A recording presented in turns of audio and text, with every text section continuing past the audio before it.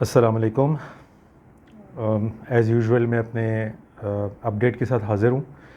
آج کے لیے بھی کچھ عنوانات کا انتخاب کیا ہے جو میرے خیال سے پچھلے ایک دو ہفتوں میں پیش آئے ہیں، اور شاید کچھ عنوانات جیسے ایران یو ایس وار ہے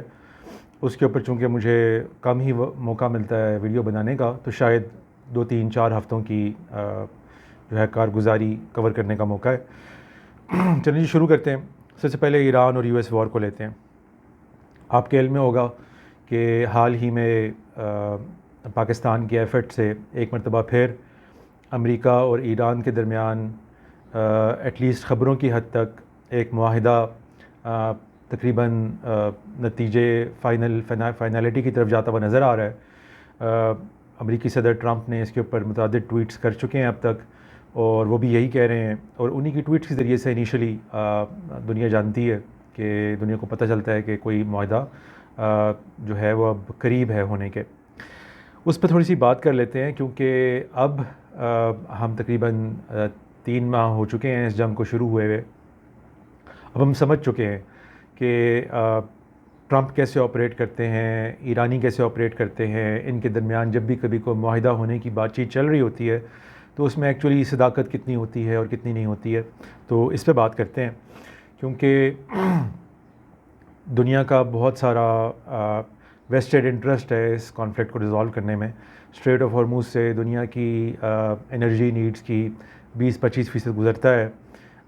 جو کہ زیادہ تر ایشیا اور یورپ وغیرہ میں استعمال ہوتا ہے۔ تو یہ سب کے سب جو ایک کوہرام مچا ہوا ہے آج کل پرائسز میں، چاہے وہ آئل کی ہوں چاہے اور چیزوں میں ہوں، سب کا اس سے تعلق ہے۔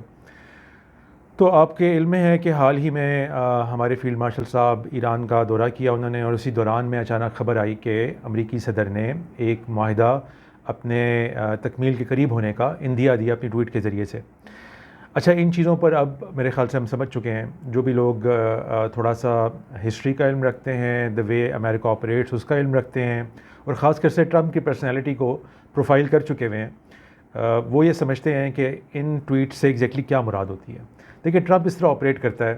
کہ اس کے سامنے جیسے ہی کوئی بات آتی ہے کہ کوئی ڈیل ہونے کے قریب ہے یا کوئی نیا مسودہ پیش کیا جا رہا ہے اس کے پاس اپروول کے لیے یا مزید نیگوشیٹ کرنے کے لیے، تو پہلا کام وہ یہ کرتا ہے کہ وہ اس کے اوپر ایک ٹویٹ ڈال دیتا ہے۔ اس کو آپ ایکس کی پوسٹ کہہ لیں، لیکن ارسٹ وائل ٹویٹر ہی تھا وہ، اور دنیا اس کو آج تک اسی نام سے موسوم کرتی ہے، تو وہ ایک ٹویٹ ڈال دیتا ہے۔ ابھی حال ہی میں آپ نے وہ سٹوری دیکھی ہوگی جس میں پتہ چلا ہے کہ اس کی ٹویٹ کرنے والی خاتون ایکچولی کون سی ہیں، جو بیسیکلی ٹویٹ کرتی ہیں، لیکن بہرحال وہ ٹرمپ سے پوائنٹرز لے کر ہی ٹویٹ کرتی ہیں۔ تو وہ جس طرح ایک ریالٹی ٹی وی سٹار ہوتا ہے، جو جس طریقے سے اس کو مغرب کے بہت سے تجزیہ نگار اس کو کنسیڈر کرتے ہیں کہ وہ بالکل ایک ریالٹی ٹی وی سٹار کی طرح آپریٹ کرتا ہے، اور میں مزید اس کے اندر اضافہ کرتا ہوں کہ ہاں وہ اس طرح آپریٹ کرتا ہے، لیکن with the added touch of social media influencer, کہ پہلا جو کام ہوتا ہے کسی بھی ایسے بندے کا جو سوشل میڈیا انفلوئنسر ہو یا ریالٹی ٹی وی سٹار ہو، وہ کوئی بھی چیز آپ اس کو پیش کریں کچھ کریں، وہ پہلے ایک سٹوری بنا کے سوشل میڈیا پہ ڈالے گا، کیونکہ وہ جو انیشل اس کے چہرے پہ تاثرات آتے ہیں ان کو کیپچر کرنا بڑا ضروری ہوتا ہے اور دنیا تک پہنچانا بڑا ضروری ہوتا ہے۔ اس کی ساری پرسنالٹی اور جتنا اس کا پرسونا سوشل میڈیا پہ ہوتا ہے وہ اسی سے متعلق ہوتا ہے۔ ٹرمپ بالکل ایسے آپریٹ کرتا ہے۔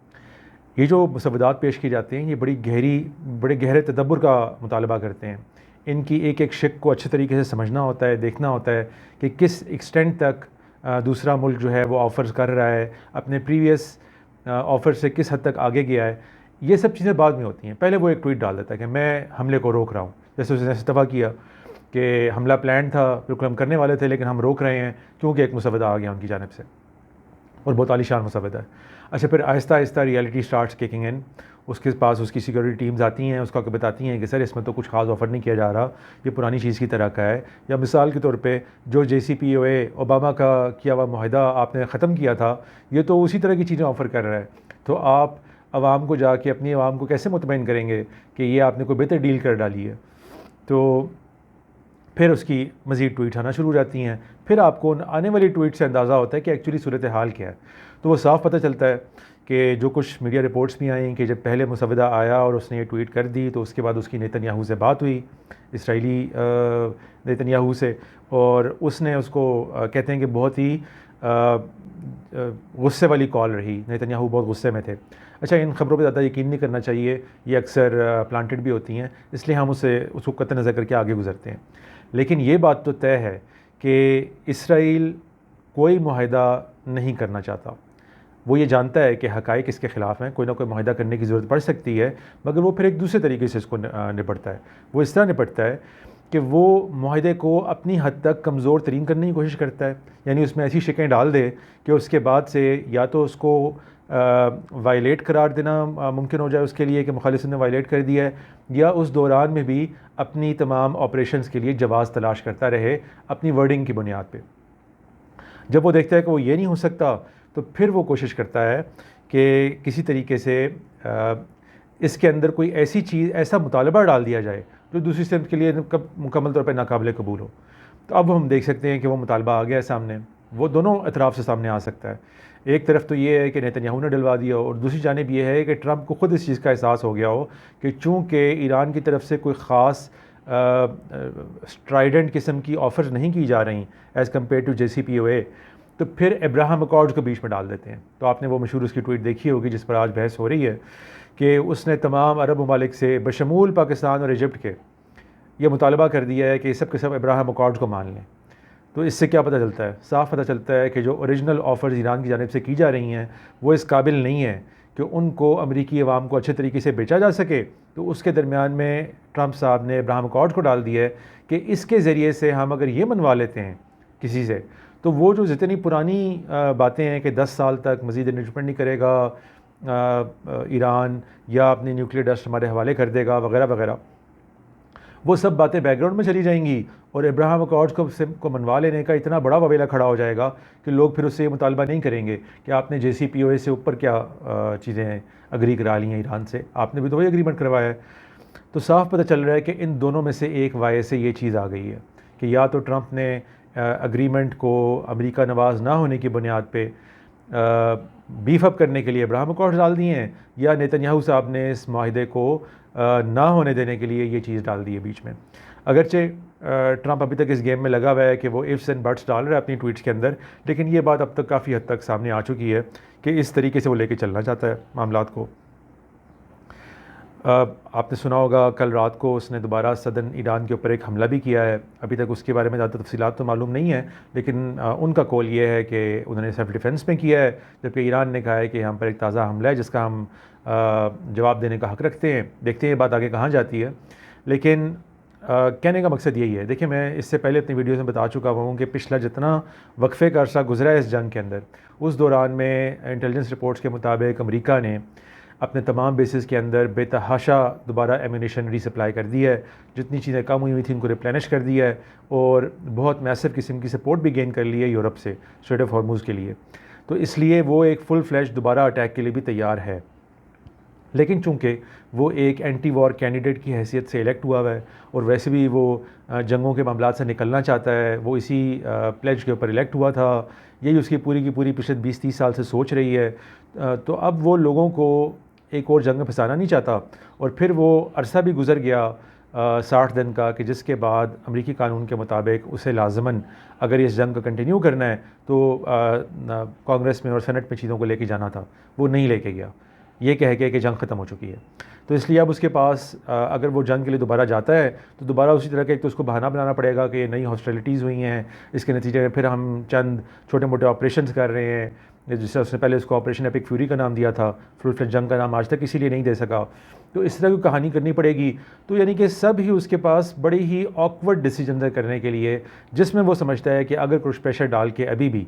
اپنی برنکمینشپ سے وہ کوئی معاہدہ حاصل کر سکتا ہے اور اس معاملے کو ریزالو قرار دے سکتا ہے تو وہ کر گزرے۔ لیکن اس میں اگلی اہم بات جو ہے وہ یہ ہے کہ ابراہم اکارڈز والا معاملہ جو اس نے ڈالا ہے بیچ میں، اس سے بھی صاف بات یہ پتہ چلتی ہے کہ ایک تو نیتنیاہو اور دوسرا نیتنیاہو کے جو ماؤتھ پیسز ہیں امریکہ کے اندر، جیسے لنڈسے گراہم ہے، جیسے مائک ہکبی سینڈرز ہے، ان کے مختلف عہدیدار اور ہیں، وہ بالکل 100% اسرائیل کی لائن ٹو کرتے ہیں۔ اور لنڈسے گراہم نے تو، جو ان کا ایک مشہور سینیٹر ہے جو بہت زیادہ اسرائیل کے فیور میں ہوتا ہے ہمیشہ، اس نے تو کھلم کھلا دھمکی دی ہے سعودی عرب کو کہ مانو ابراہم اکارڈز کو، نہیں تو تمہاری ایسی کی تیسی کر دیں گے۔ اور اس پر باقاعدہ پہلے ٹویٹ کر کے ٹرمپ کے اوپر غصہ کیا تھا کہ آپ ڈیل کرنے جا رہے ہیں قطعاً قابل قبول نہیں ہوگی. لیکن جب ابراہیم اکارڈز کی بات آ گئی تو اس کو صاف نظر آیا کہ اس سے تو اسرائیل کا بہت بڑا بھلا ہو سکتا ہے, کیونکہ ابراہیم اکارڈز میں فلسطین کو بالکل پس پش ڈالنے کی شکیں ہیں, اور اس سے ہٹ کر تمام عرب ممالک کا اسرائیل کو تسلیم کر کے اس کے ساتھ معاشی اور ثقافتی تعلقات بحال کرنے کی بات کی گئی ہے. تو یہ اس کو نظر آ گیا, اس لیے اس نے اب مزید بھی یہ حملہ کر دیا ہے ٹویٹ کے ذریعے سے کہ مان لو نہیں تو تمہاری ایسی کی تیسی ہو جائے گی. اب یہ آفر ٹیبل پہ آ گئی ہے, اب تمہیں یہ ماننی پڑے گی.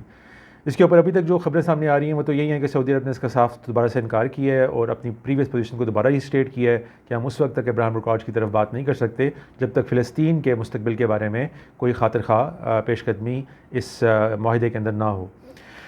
تو ابھی تک کی یہ صورتحال ہے. اچھا, اسی پر اگر ہم بات کر لیں کہ ابراہیم اکارڈز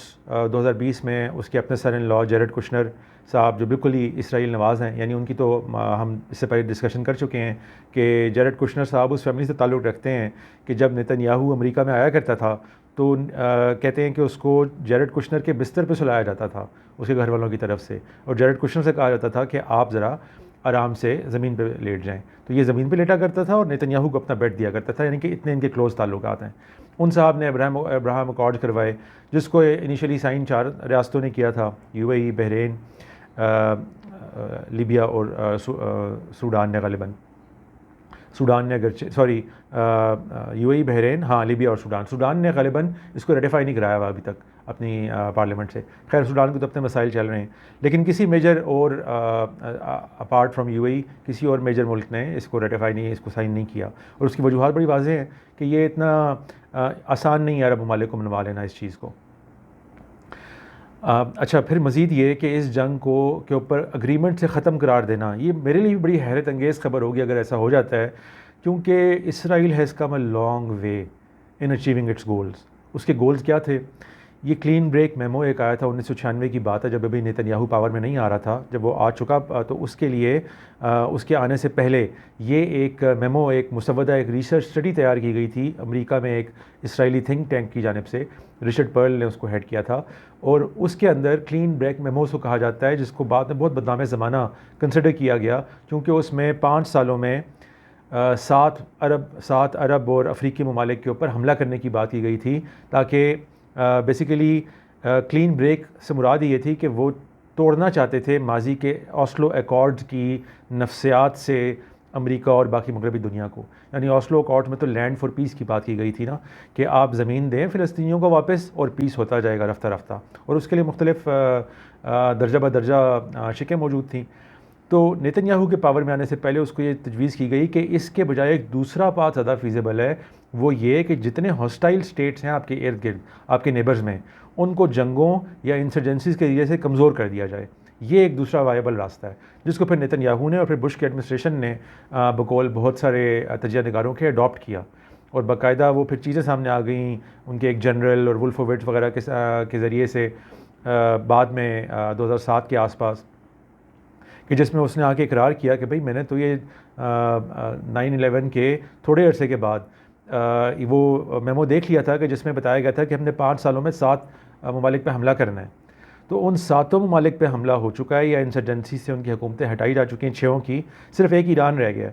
تو اب یہ ماننا کہ اتنا لمبا عرصہ طے کر کے اسرائیل آ گیا یہاں تک, اور اب وہ پیچھے ہٹ جائے گا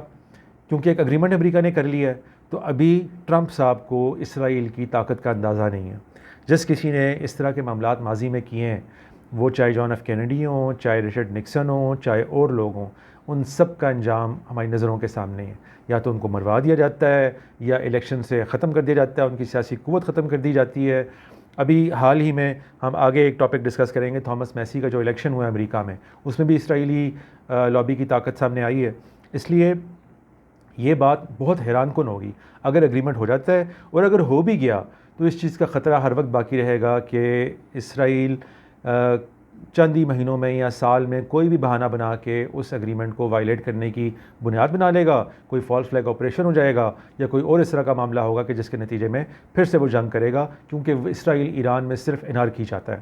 اور یہ انارکی وہ عراق میں, سیریا میں, لبنان میں اچیو کر چکا ہے, لبنان میں ابھی بھی کر رہا ہے. تو یہ اس کا باقاعدہ پلان ہے. تو وہ کیسے اپنی 30 سالہ ایک جو اس کا منور چلا ہوا تھا جس کا کلمینیٹنگ پوائنٹ ہے بیسیکلی ایران، اس کے اوپر سمجھوتا کر لے گا، تو یہ بہت مشکل بات ہے. اسی لیے میں سمجھتا ہوں کہ ایرانی جو ابھی حکومت ہے، خاص کر سے جو رجیم جس کو کہا جاتا ہے IRGC کی رجیم، خامنائی کی رجیم،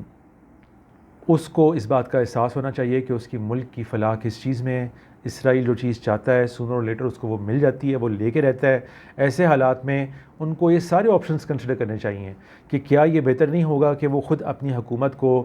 کسی دیے گئے ٹائم فریم کے اندر، اسپیلڈ آؤٹ ٹائم فریم کے اندر وہ کہے کہ ہم پیور ڈیموکریسی کی طرف جا رہے ہیں، ہم اس رجیم سے علیحدہ ہو رہے ہیں، اور جو الیکشن میں جیتے گا بس وہ صدر و وزیر اعظم بنے، وہ اس کو لے کے آگے چلیں. یہ بھی ایک آپشن ہے، کنسیڈر کر لیں. اپنی عوام کی بہتری کے لیے لوگ کیا کچھ نہیں کرتے، لیکن ابھی تک ایسے لگتا ہے کہ وہ تیار ہیں جنگ لڑنے کے لیے. اور کیوں نہ ہوں، کیونکہ ماضی قریب میں ہم نے دیکھا کہ جن ممالک نے بھی کیپیچولیٹ کیا، چاہے وہ عراق ہو چاہے لیبیا ہو، ہم نے حشر دیکھا. یعنی اب جو خامنائی صاحب ہیں ان کے سامنے کیا ایگزامپل ہے؟ ایگزامپل ان کے سامنے قذافی کی ہے. قذافی کو یعنی کہتے ہوئے آدمی دہل جاتا ہے، بینٹ سے سوڈومائز کر کے مروایا ہے اسرائیل نے. یعنی Israel goes out of its way to pay extra کہ وہ جن لوگوں نے اس کے خلاف آپریشن کیے رکھا ہے عرصہ دراز سے، ان کو عبرت کی موت مروائے، جیسا اس نے قذافی کے ساتھ کیا، جیسا اس نے کوشش کی کہ وہ کر گزرے بشار الاسد کے ساتھ. اسی طریقے سے وہ عراق کے اندر یہ کرنے میں کامیاب ہوا. تو اب ایرانیوں کو یہ نظر آ رہا ہے کہ اس میں تو دو ہی آپشن ہیں، یا تو لڑ کے مر جاؤ، ورنہ پھر اگر کیپیچولیٹ کرو گے تو وہ والا مستقبل تمہارا انتظار کر رہا ہے جو قذافی صاحب کا ہوا ہے. تو اس لیے یہ ایک بہت ہی ٹف سپاٹ میں پھنسی ہوئی ہے ایران کی حکومت. ان کو اچھے طریقے سے سوچ سمجھ کے فیصلہ کرنا چاہیے کہ ان کی قوم کے مفاد میں کیا ہے، وہ اپنے لیے کیا سیکورٹی گارنٹیز لے سکتے ہیں، اور کیا کچھ لے دے کر کے وہ جنگ سے اپنے آپ کو بچا سکتے ہیں یا نہیں. آئی ایم شیور وہ مجھ سے بہتر جانتے ہیں، اس سارے سلسلے میں بہتر ڈیسیجنس کر رہے ہوں گے. اسی ضمن میں میں بات کر لوں کہ پاکستان کا چونکہ ان تمام اس جنگ کے اندر معاہدہ کرانے کے لیے ایک بڑا اہم رول رہا ہے، اس لیے پاکستان بھی اب ڈائریکٹلی اسرائیل کے ریڈار پہ آ گیا ہے. یعنی یہ دونوں سٹیٹس بالکل ایک دوسرے کی لاگر ہیڈز پہ آ گئی ہیں، اور اسرائیل کو جس قدر غیر معمولی طاقت فی الحال حاصل ہے دنیا کے اندر، کیونکہ دنیا فی الحال مغربی ممالک جو یورپ اور امریکہ کی صورت میں وہ لوگ چلا رہے ہیں، تو اس لیے اب ایسا لگتا نظر آ رہا ہے کہ پاکستان کی ان ساری ایفرٹس کے نتیجے میں پاکستان بھی اب اسرائیل کے براہ راست ریڈار پہ آ گیا. یہ چیز دیکھتے ہیں آگے کس طرف کو موو کرتی ہے، کیونکہ اس سے پہلے پاکستان اگرچہ پیریفری میں تھا اسرائیل کے، لیکن اس کو کوئی ڈائریکٹلی کنفرنٹیشن کرنا اسرائیل کے لیے بھی کوئی زیادہ فائدہ مند نہیں تھا. ہاں ایک زمانہ تھا جب ابھی پاکستان نیوکلیئر نہیں ہوا تھا، اس زمانے میں ڈیفینیٹلی اسرائیل کو یہ تھریٹ تھی کہ پاکستان کو نیوکلیئر ہونے سے روک دیا جائے، لیکن وہ ہو گئے ہم اللہ کے فضل و کرم سے.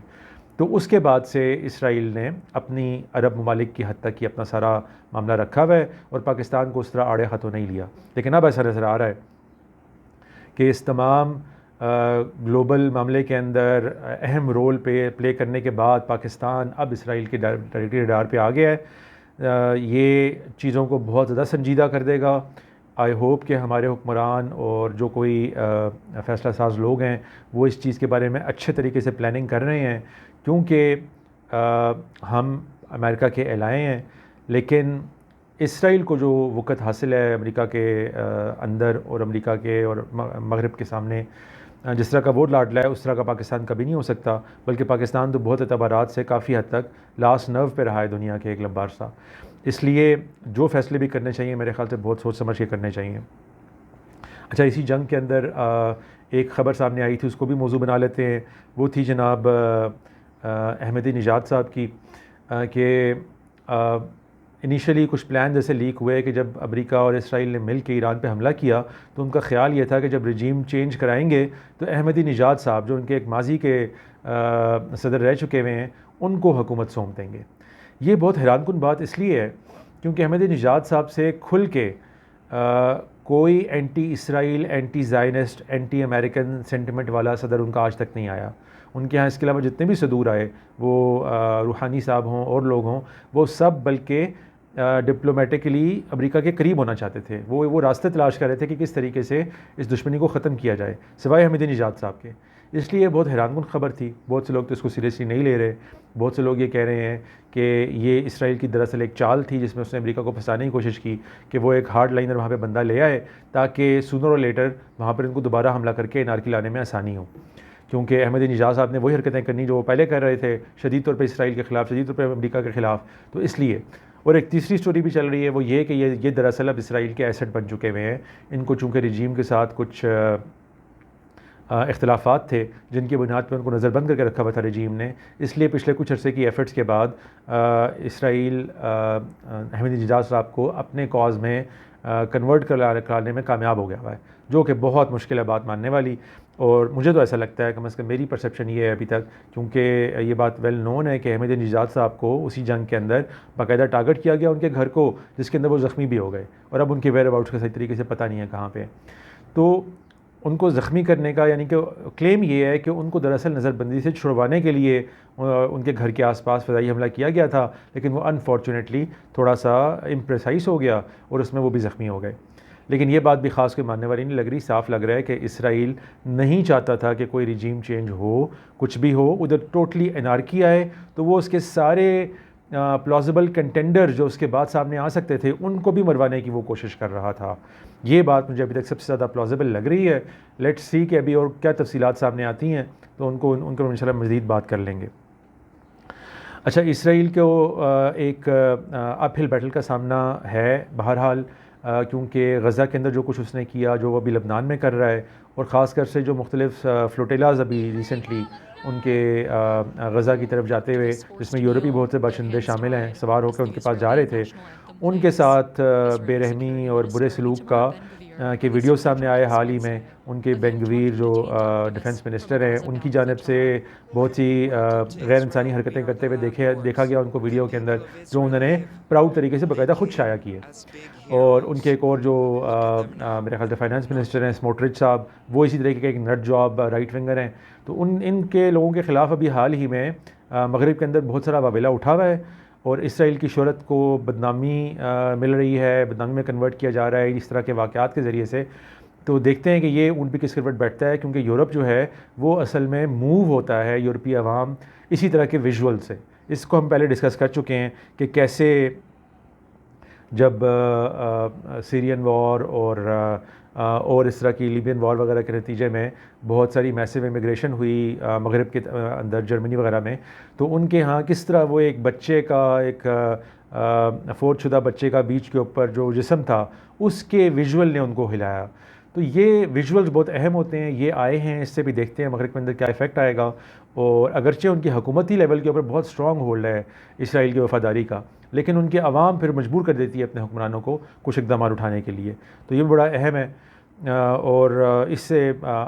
ریلیٹڈ آخری چیز میں ڈسکس کرنا چاہتا ہوں وہ یہ ہے کہ فرانچسکا البنیزے, جو ایک بڑی مشہور یونائٹڈ نیشنز کی ہیومن رائٹس کمیشن کی خاص کر سے پیلسٹائن کے لیے ایک اہم ممبر ہیں, انہوں نے, آپ کو پتہ ہی ہے کہ پچھلے 3-4 سالوں کے اندر پوری غزہ وار کو زبردست طریقے سے ڈاکیومنٹ کیا ہے, اس کے اوپر رپورٹس جاری کی ہیں, اس کو جینوسائیڈ کہا ہے, ڈکلیئر کیا ہے وار کرائمز یونائٹڈ نیشنز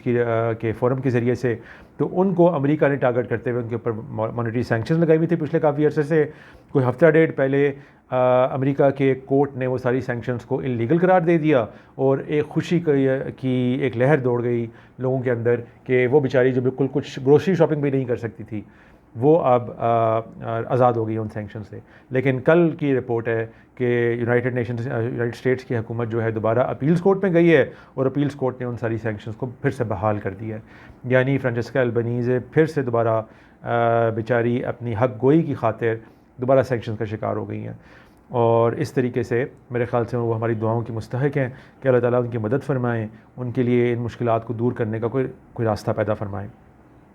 اچھا, جاتے جاتے میں اگریمنٹ کی کچھ اہم شقوں کے بارے میں بات کر لوں کہ جو اگریمنٹ پیش کیا جا رہا ہے اس میں جو باتیں کی جا رہی ہیں وہ یہی ہیں کہ پہلے بات آ رہی تھی کہ 20 سال کے لیے ایران اپنی یورینیم انرچ نہ کرنے کا فیصلہ کرے گا، لیکن اب پھر بات آ رہی تھی کہ نہیں وہ 10 سال کا کہہ رہا ہے. تو 10 سال تو JCPOA کے اندر بھی تھے جو اوباما کا اگریمنٹ تھا. اسی طریقے سے وہ کہہ رہے ہیں کہ ہم جتنا اویلیبل ہمارے پاس اسٹاک ہے جس کو ہم انرچ کر چکے ہوئے ہیں، رپورٹس کے مطابق 60% تک انرچ کر چکے ہوئے ہیں، وہ ہم آپ کے حوالے نہیں کریں گے. ہاں ہم ایران میں ہی اس کو ڈی انرچ کر دیں گے، واپس انرچمنٹ ان کی پیچھے لے جائیں گے جو کیا جا سکتا ہے، یا اس کو ڈسٹروائے کر دیں گے، یا کوئی اور اس طرح کے آپشنز دے رہے ہیں جو سارے ایران کے اندر پیش آئیں گے. تو یہ ورکیبل اگر امریکہ کے لیے ہو جاتا ہے تو یہ بہرحال ایک معاہدے کی اچھی شک ہوگی جس پر عمل کیا جا سکتا ہے. لیکن ٹرمپ کے لیے یہ اپنی عوام کو بیچنا بڑا مشکل ہو جائے گا، کیونکہ وہ جس طریقے سے ابھی تک لگا ہوا ہے کہ نہیں ہم نے تو ان کو اوپر سے جو ہے نا گردن سے پکڑ کے اپنی بات منوانی ہے، وہ تو یہ منوانا نہ ہوا. وہ منوانا تو یہ ہوا کہ وہ پھر یہ انرچ یورینیم یہاں سے نکال کے لے جائے، اور اس کے لیے بہت سارے آپریشنز کی پلاننگ اور ٹریننگ امریکہ کر چکا ہوا ہے. تو یہ اہم شکیں ہیں، اور باقی اس کے علاوہ جتنی ہیں کہ اسٹریٹ آف ہارموز کے اوپر ٹولنگ اور باقی چیزیں یہ امریکہ نہیں مانے گا، یہ ایران آفر کرے گا، لیکن میرا نہیں خیال کہ امریکہ کبھی بھی یہ چیز مانے گا، اور نہ ہی اس کو ماننی چاہیے. دنیا کو یہ ساری سب واٹر ویز کو فری رکھنا چاہیے. یہ ایک قانون کے تحت فری ہیں، ایک دنیا کے اگریمنٹ کے تحت فری ہیں، ان کو فری رہنا چاہیے.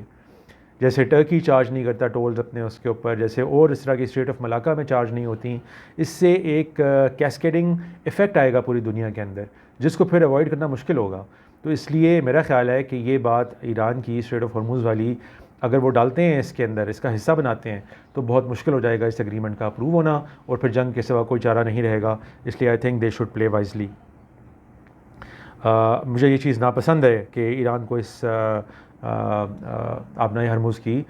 ٹولنگ کی اجازت دی جائے. میں نے آپ کو بتایا کہ اس سے پھر پوری دنیا کے اندر افیکٹ پڑیں گے، لیکن ان اینی کیس دنیا کے اندر قوانین تبدیل بھی ہوتے رہتے ہیں. اگر پوری دنیا اس پہ اگری کر کے اس کو کنونس مان لیتی ہے تو اس میں بھی مطلب اس طرح کا کوئی حرج نہیں ہے کہ جس کے بارے میں یہ کہا جا سکے کہ یہ بالکل ریڈ لائن ہے. اس کو ریڈ لائن نہیں ہونا چاہیے، نیگوشیشن سے بات کرنی چاہیے، اور جو ایک کنڈیشن اس سے پہلے چل رہی تھی فریڈم آف نیویگیشن کی، وہی ہونی چاہیے. اور اس کے لیے ایران کو بھی میرا خیال ہے کہ گنجائش پیدا کرنی چاہیے. اور اس اگریمنٹ کے اندر میرے خیال سے اس طرح کی سیکورٹی گارنٹیز مانگی ہوئی ہیں ایران نے، کیونکہ ابھی تک کوئی آفیشیل مسودہ تو سامنے آیا نہیں ہے. جو لیکڈ رپورٹس ہیں وہی سامنے آ رہی ہیں کہ